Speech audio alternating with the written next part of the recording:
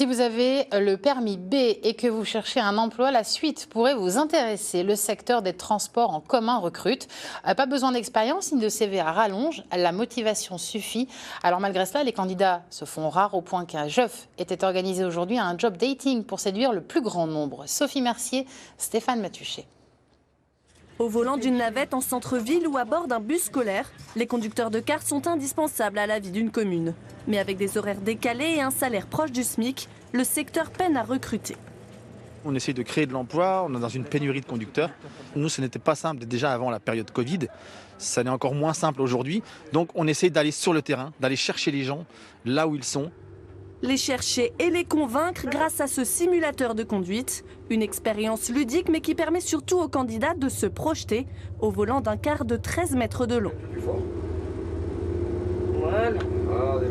Au départ, j'avais une appréhension par rapport au gabarit et tout ça. Et là, franchement, je ressors vraiment ravi. Ah, ça m'intéresserait bien, c'est surtout sur la conduite en ville et tout.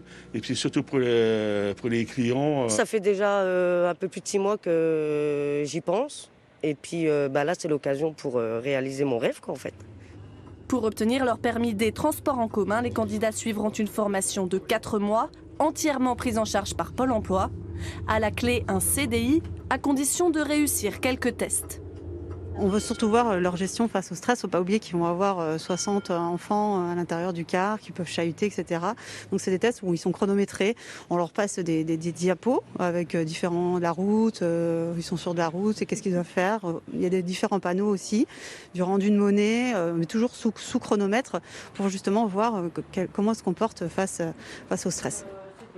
Ce matin, seule une dizaine de personnes de la région se sont déplacées sur près de 1000 convocations.